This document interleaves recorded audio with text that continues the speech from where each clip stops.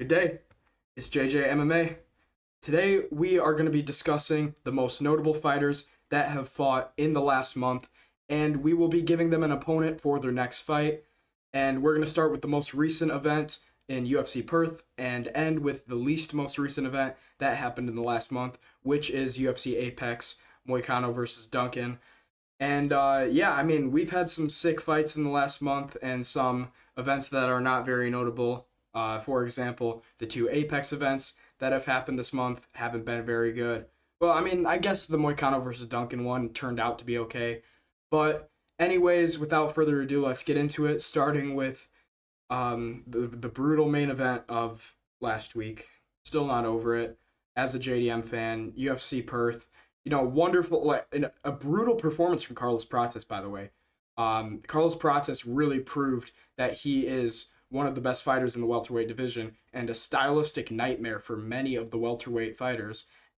Just due to his lanky build and how good of a Muay Thai striker he is, and how comfortable he gets once he realizes that you can't hurt him on the feet.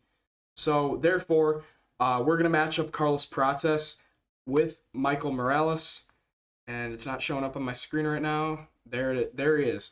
Carlos Prates versus Michael Morales, I think, is the fight to make. I did previously match up Morales with Usman, but Usman's just deciding to sit on his ass and not do anything. So that type of behavior, I don't think should be rewarded with a fight up the division. So Usman can just continue to sit on his ass, or if he wants, he can move up to middleweight and maybe get a fight there. Who knows? I'm just gonna kind of exclude Usman from the picture just because for the last few years, ever since losing that fight to Hamzat Chimaev, all he's done is sat around in his ass. So we're not going to give him a fight. What we care about right now is Carlos Prates, who's active, and Michael Morales, who's trying to be active. And yeah, I think this is a sick fight. Both of these guys have similar styles. These guys are both really big. Morales is more of a boxer with some decent wrestling background, and Morales is not Morales. Prates. Sorry, I'm ruining everything. Prates, obviously great Muay Thai striker, very dangerous, obviously stylistic nightmare for most guys in the division. But I think Morales gives him a really tough fight, and Morales is super powerful. He's a natural light heavyweight, and a lot of people have been saying give Prates the title shot, and I wouldn't complain, as DC said recently, I wouldn't complain if Carlos Prates got the shot over Ian Gary. I wouldn't complain. Nobody else would complain. But Ian Gary, in my opinion, is more deserving. Just how good is Ian Gary, folks? How good is Ian? How good is Ian Gary, folks? People forget, man. Ian Gary. Oh shit, I can't even say it. Fuck Ian Gary and fuck Joe Rogan. I'm not having a good past couple of days with the JDM loss. But anyways, yeah, I mean, I think that Prates Morales is the clear fight to do here. They're gonna do Islam versus Gary. It's all but confirmed at UFC Philadelphia, UFC 330. Yeah, and then after that, I like the reason that I say Prates versus Morales and not Prates versus the winner of Makhachev Gary is because I think that after Ilya beats up on old Rufus at the White House, I think Ilya is gonna move up for a one-time fight to welterweight and I don't know, maybe they let him keep the lightweight title because he's just going to move up for one fight. Um, so yeah, I think that the next fight that they do is Ilya versus Islam, but we might talk about that in another video, more in depth. If you guys want it in the comments down below, just let me know.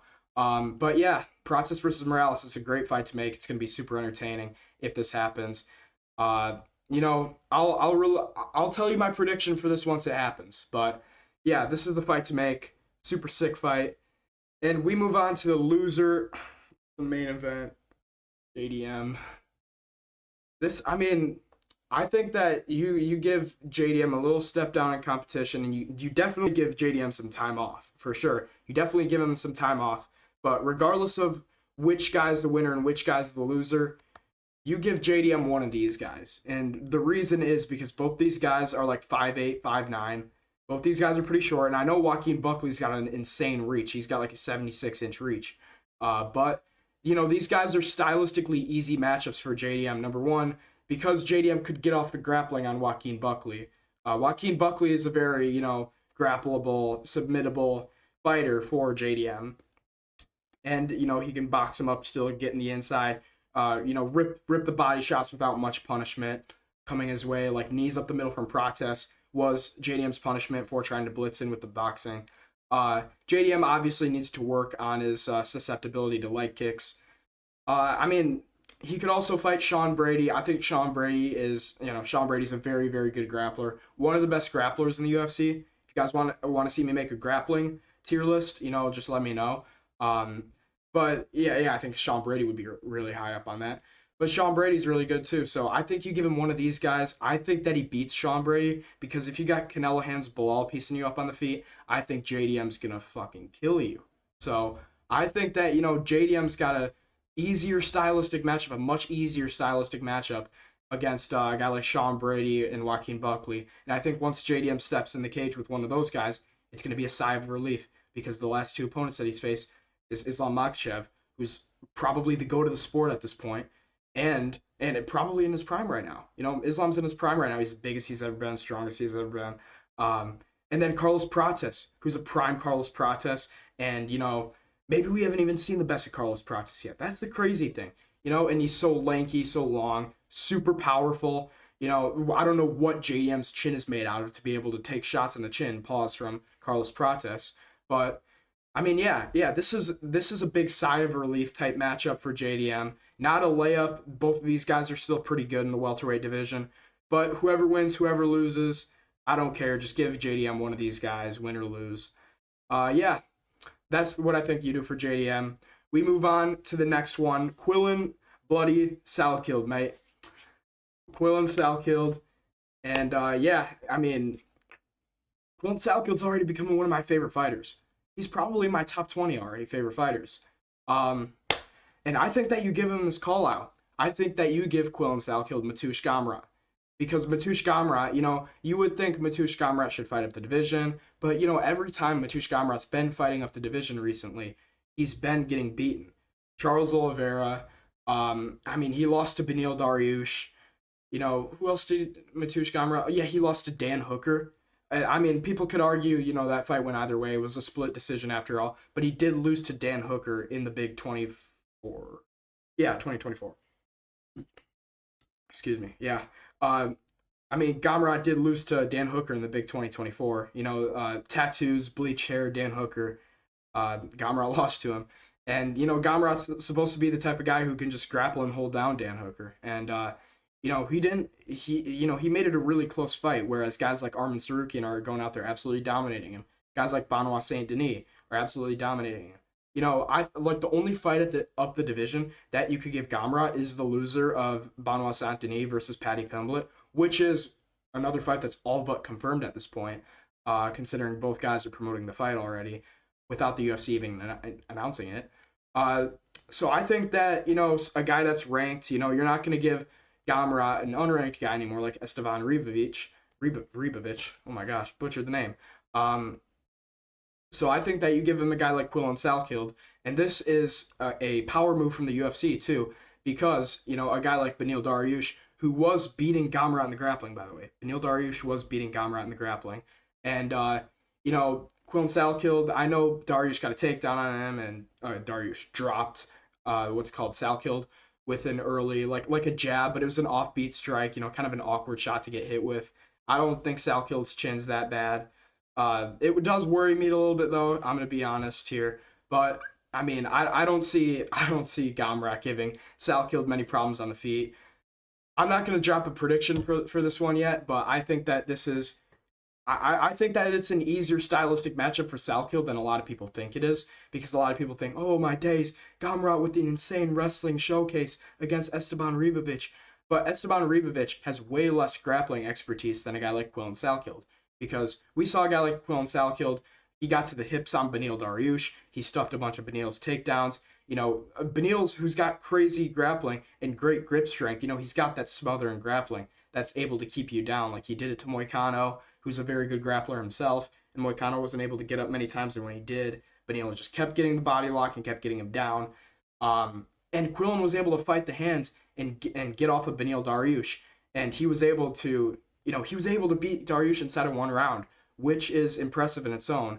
And it wasn't a fluke KO like Benoit Saint Denis, just kind of went like this to Beneil, and then he just went out cold on the canvas like that, arms outstretched. But yeah, uh, I think this is the fight to make. Give Quillen his call out, and yeah, we move on to the loser of the co-main event of UFC Perth, and that's Beneil Dariush. We love Beneil Dariush, but I think it's finally time to give him an Unk versus Unk matchup. We need to stop giving Beneil Dariush the matchups of doom. Now I know we recently gave him Renato Moicano, who he beat. So I think that you should give Beneil Dariush another guy so he can stay inside the top 15 and continue to be the sacrificial lamb for these prospects to eat. You know, um, and I think eventually you do rebook. No, you don't rebook him versus Manuel Torres because Manuel Torres, I have him fighting somebody else. Maybe I'll put that in another video. But yeah, I think that you do Chandler after he loses at the White House to Hoofy, which is all but confirmed. Hoofy will put on a showcase against Chandler at the White House. I don't even know why they made that fight. So I think that Hoofy easily beats Chandler. And I think that after Chandler loses to Hoofy, if he doesn't retire, I think that you do Chandler versus Dariush. And people forget, man, Chandler actually does only have 2 wins in the UFC. And his only wins are against Hooker in his first fight in the UFC, and then Tony Ferguson who was on a 3-fight losing streak. So, I mean, yeah, and Tony Ferguson was doing quite well against him. All that Chandler had in that fight against Tony Ferguson was that front kick KO. So, I think that this is a pretty stylistically easy matchup here for Beneil Dariush, considering he doesn't get chinned, because Michael Chandler does have some power. And, he's one of those stockier guys, but considering Michael Chandler has the fight IQ of a squirrel, I think that he probably flukes this one into Dariush's hands. But once again, we won't give official predictions until the fight is made official. But, I think that this is an Unk versus Unk matchup. This is crafty versus not so crafty, crafty and Beneil Dariush, and not so crafty and Michael Chandler. But, Michael Chandler always tries to dog his fights. There's never a boring fight from Michael Chandler. So I think that this is a great fight to make. Yeah, that's what I think you do for Beneil Dariush. If neither of them retire, by the way, this is Unk versus Unk. So this is great matchmaking here by JJ MMA. We move on to the winner of the featured main card bout of UFC Perth, and that is Steve Erceg. We got it done against Tim Elliott. We got the Unk out of there. And yeah, I think that the guy that you give him a jump up the division. He's on a 2-fight win streak. And I think you give him a slight jump up the division. And I think that you give him Amir Albazi. And Amir Albazi, he's on a little loss streak of his own. I think he's lost, 2 in a row, something like that.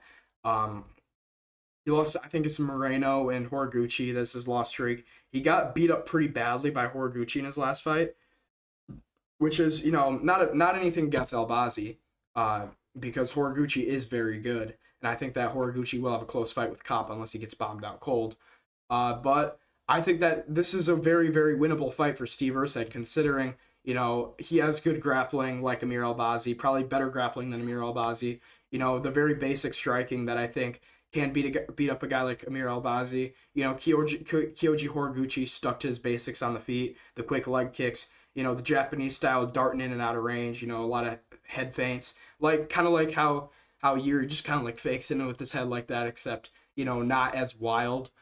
But, I mean, yeah, that's how Kyoji beat. I'm not saying Steve Erceg fights like that. Steve Erceg fights very normal. He fights very basic. But, as long as he sticks to his straights and his leg kicks, I think that he'll eke out a win again. Okay, I said no predictions. I can't refrain from saying my boy Steve Erceg's gonna win this one. But yeah, I think this is the matchup to make in the flyweight division. Yeah, and then the other matchup, and the last matchup that I'm going to talk about on the UFC Perth card that I think you need to make, it's a notable one in the heavyweight division. Ante Delija versus Brando Pericic. And I think that you do this on UFC Serbia. Yeah, you do this August 1st. Ante Delija, he's Croatian, which is, I mean, I don't really know the difference between Croatians and Serbians, but I guess I'm uncultured. But, Brando Pericic, he's native Serbian. He fights out of Australia, but he is Serbian. And yeah, I mean, I think that I said I wasn't going to do predictions again.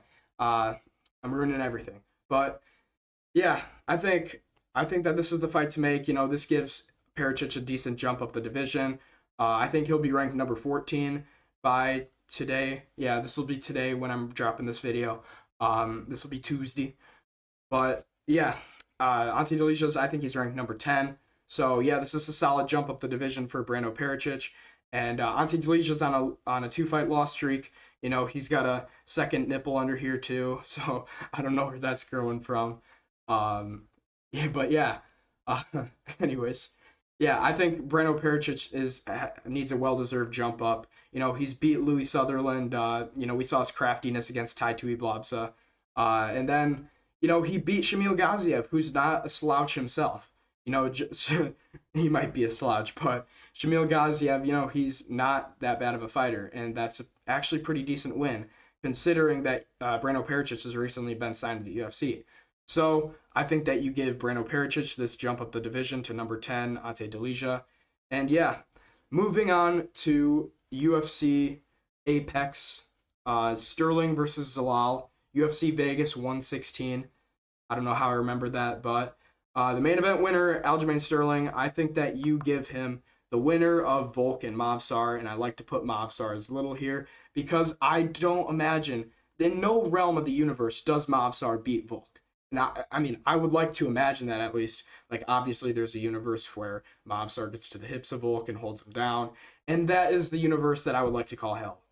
I would that would that would literally be like the worst day of my life. That would be worse than watching JDM get blobbed by Islam. That would be worse than watching DDP get blobbed by Hamza. That would be worse than potentially what I think is going to happen, watching Hamza blob Strickland in a few days, which is probably going to happen.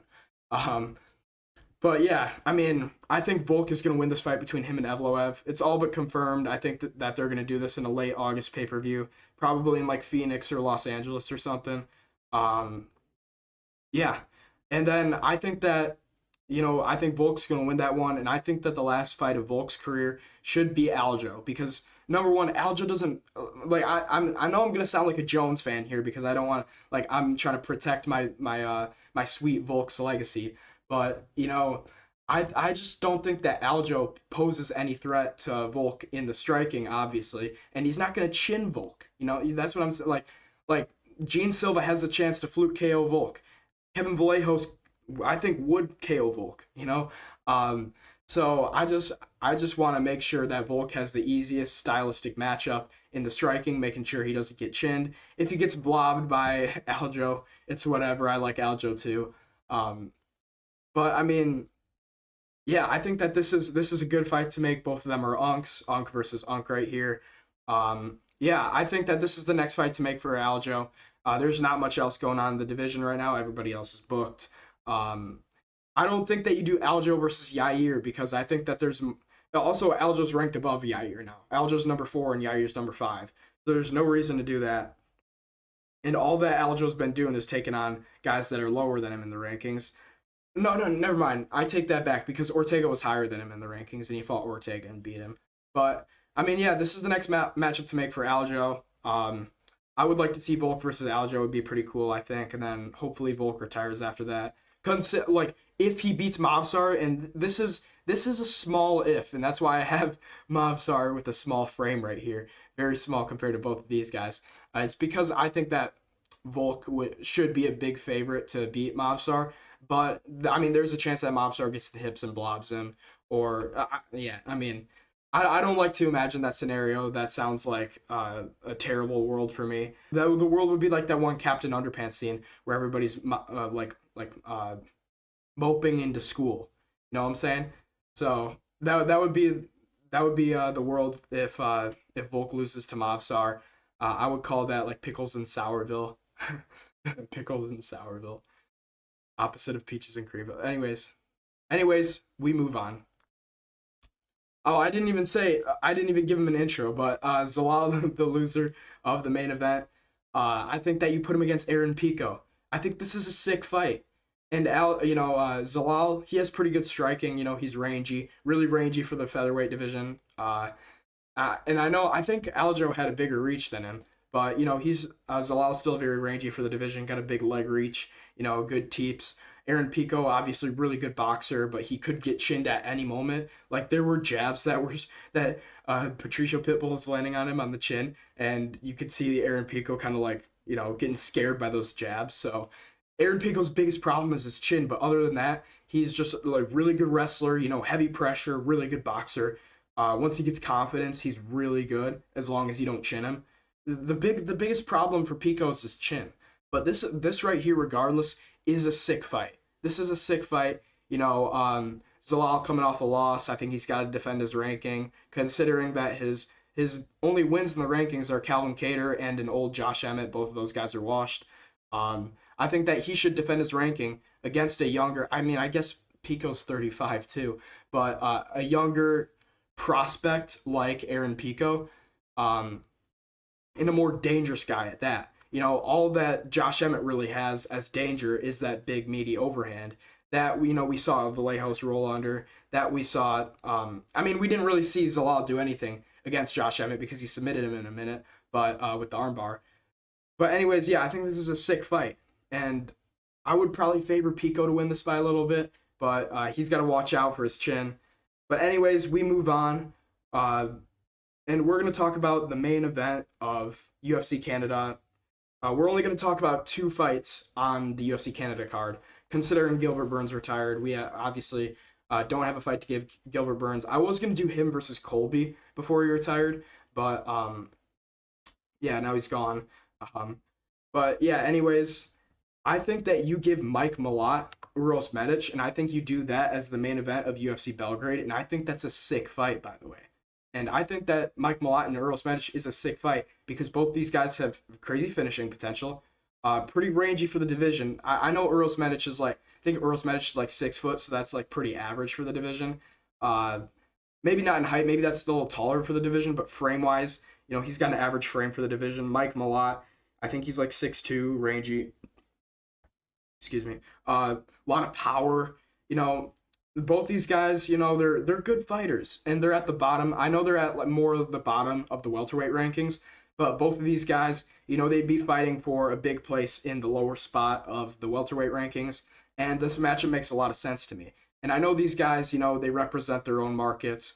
Maybe the UFC would want to do Mike Malott for a separate Canada main event, and maybe match him up against a Leon Edwards or a Daniel Rodriguez, and do vice versa for Uros Medic in Belgrade, Serbia.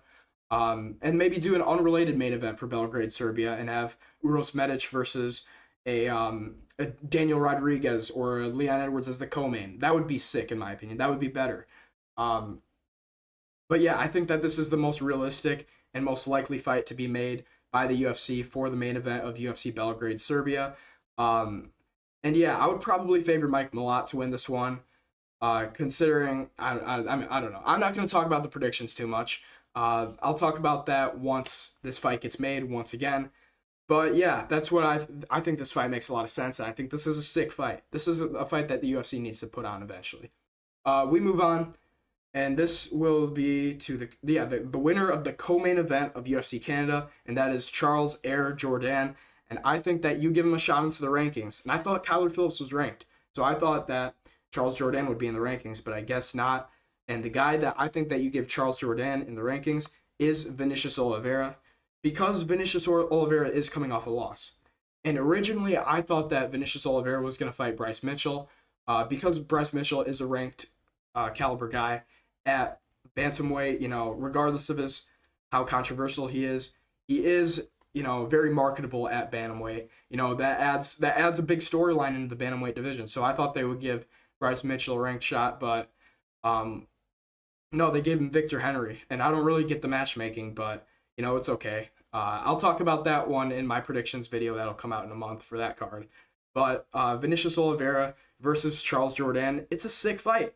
Vinicius Oliveira, he's a big bantamweight, and a lot of people forgot that. People forget, man. Mario Batista absolutely smoked him. Can't even do the Rogan voice for that one because Mario Batista did put on a masterclass against Vinicius Oliveira, and he showed levels. So a lot of people forgot about people forget, man, about Vinicius Oliveira's insane power and insane frame for bantamweight. So withered patchy mix right here, as people in the MMA community like to call him. Withered Patchy Mix. I like that nickname for him. It's pretty funny. Um, I think that you give him Charles Jourdain, and Charles Jourdain, he's got a big threat with the submissions. We saw Vinicius Oliveira get submitted by Mario Batista in his last fight. I would argue that with the submissions, uh, Charles Jourdain is as dangerous as Mario Batista. Maybe not as much with the offensive wrestling. Definitely not as much with the offensive wrestling. As dangerous as Mario Batista in that department. However, in the submissions, I'd argue just as or more dangerous than Mario Batista in the jiu-jitsu compartment. So, and obviously Charles Jourdain very dangerous on the feet. He likes to throw the big stuff, the highlight reels, like the flying knees, spinning back kicks. He's real crafty. He's looking for the big shot, not a big volume guy. But if you try to get close to him, he's gonna try to clinch you up and lock you up in a submission, one of those guillotines of his. He's real dangerous with the guillotine. Get out of there. You're in his world now. Um, but yeah, this is a sick fight. I think that you make this for maybe an Apex card or yeah, something along those lines. We move on to the winner of the main event of UFC 327, and sadly it was Olberg. And I took a I you know Olberg's going to be out for a decent amount of time. And I think that by the time that Olberg is back, and I know his recovery is going well right now, but as a person who has torn their ACL before and experienced the rehab, I think it's going to be a lot longer than 6 months as people are projecting. And it hurts a lot, so he's not gonna be back in the cage for another 9 months at least another 9 months. And I know he only tore ACL, and I tore meniscus and stuff too. So mine was pretty bad, but I think that the guy that you give Carlos Solberg when he's back in there, and this guy will be looking to move up. I think that he's going to win the main event of UFC 328 this weekend, and I think that is Khamzat Chimaev because Khamzat Chimaev doesn't have anything else to do at middleweight. He has a Mavov, but from the looks of it, he doesn't want to defend his title against Mavov. I don't know if he sees him as too much of a threat, or he's friends with a Mavov, which is the most likely possibility um, of why he doesn't want to fight a Mavov. So I think that he's gonna move up, and I think he'll fight Olberg, and I think that a post ACL surgery, Olberg will get absolutely mauled by Hamza, in my opinion. Um, and it won't be close, but I'll save the predictions once again until the fight's booked, I guess. But this is kind of an obvious one to me. And this is really the only fight for Hamza once he beats Strickland, which I think will happen. We're always hoping for a Strickland win. I'll talk about that fight a lot this week. Um, tomorrow, what am I gonna do? Oh yeah, predictions. Predictions are coming out tomorrow, and yeah, predictions are coming out tomorrow. Thursday, I'll react probably live. I'll probably live stream for the press conference, and then I'll release a recap video on that. And then Friday, I'll do a reaction to the White House press conference and all that.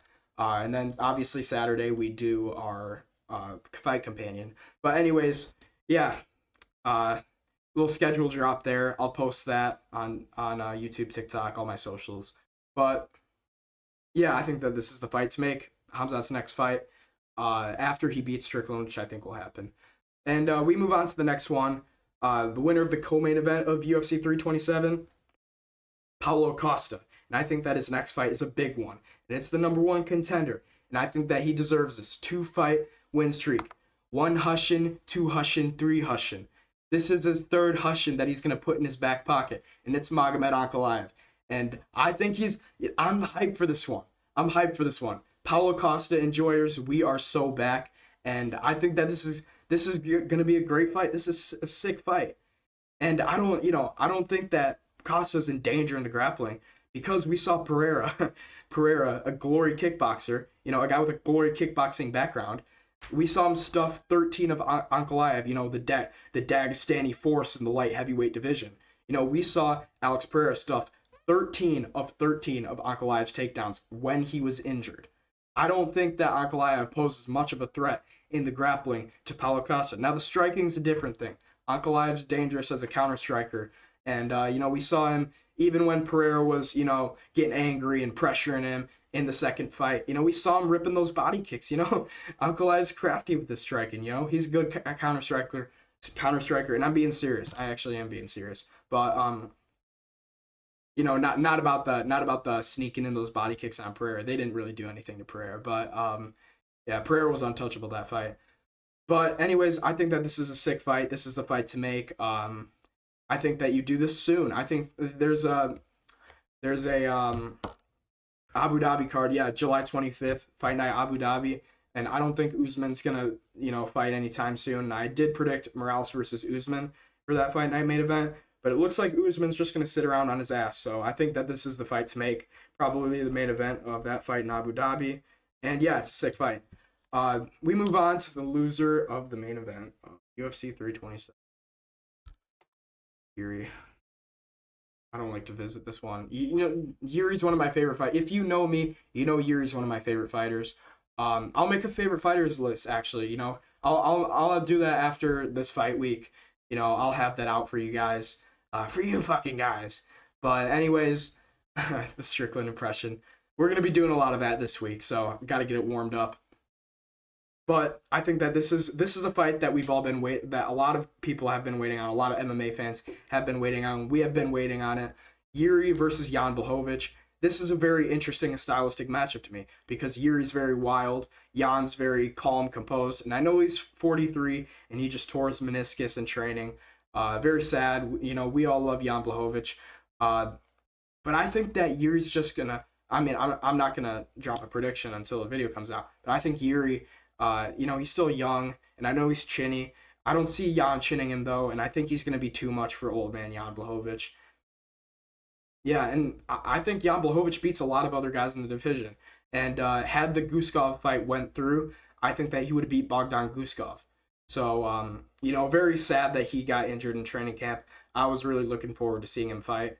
But I think that this is a sick fight as well. And I think that, you give Yuri some time off. He needs to join an actual MMA gym. That's what pisses me off so much about being a Yuri fan, is that he just does this weird shit in the woods and and hits this like it's this like stand with like a spatula on it, and he doesn't go to a real MMA gym. If Yuri went, imagine how good Yuri would be if he went to a real MMA gym. And I guess a real MMA gym doesn't really work for his style, but at the same time, I would like to see Yuri make some smarter decisions out there. And I think that would, going to an MMA gym would really help him with that, as long as he can stick with the style, because his style is what wins him fights at the end of the day, even though it is reckless, even though he does get caught with the left hook. Yeah, is what wins him fights, and I would be stoked to see this fight. I think that you do this probably on the Madison Square Garden card in November. This would be sick, and yeah, I would love to see this. We move on to the next one, the loser of the co-main event and the winner of a fight on the main card. In the light heavyweight division, I think Azamat Murzakanov and Dominic Reyes. I think it's a fight that makes sense. We got number 8 right here coming off a loss. I think he's got a broken forearm, so give him some time off. Probably Abu Dhabi pay-per-view later in the year. I think it's going to be in October or something like that. They usually do Abu Dhabi pay-per-view, or not pay-per-view, number card in October. And I think that you do Azamat Murzakanov here, the number 8 guy coming off a loss, versus Dominic Reyes, the number 1, not number 1, sorry. Almost thought it was 2020. The number 9 guy coming off a win against Johnny Walker. It was a nothing burger fight, but I think that this fight makes perfect sense in the division. And yeah, put it on an Abu Dhabi card. We move on to the next one. And I'm going to be excited to see this one. Curtis Blades versus Sergey Spivak. Sergey Spivak.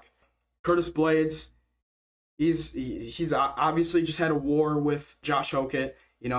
Broken nose, fractured orbital, messed up his face against Josh Hokett. Went to war with Josh Hokett. That probably took years off of his life. And the only reason he didn't get finished was because he didn't want to get finished by Josh Hokett. What a badass Curtis Blades is. So, and he's ranked number 7 right now, which I think is really disrespectful. And Sergey Spivak's ranked above him by 1 spot. So I think that you give Curtis Blades this fight once he's healed up, probably on the Abu Dhabi pay-per-view in October again. Just because Sergey Spivak is from Moldova, or maybe you put this on like a France card in September, a fight night, maybe a co-main event. That would be sick. Yeah, and I like this fight. This is another really good fight in the heavyweight division. The heavyweight division is back, baby. If they don't do this fight, I would like to see Curtis. Maybe you do Curtis versus like, I don't know. Maybe you do Curtis versus.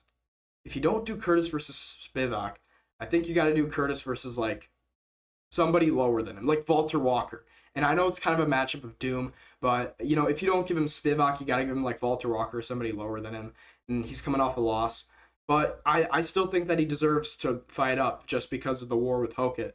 Um, because I've been hearing rumors. I've been hearing rumors from around the clock that Gable Stevenson's first fight on International Fight Week is going to be Sergey Spivak, and I think that would be too big of a step up for Gable Stevenson, by the way, just because Spivak is that crafty.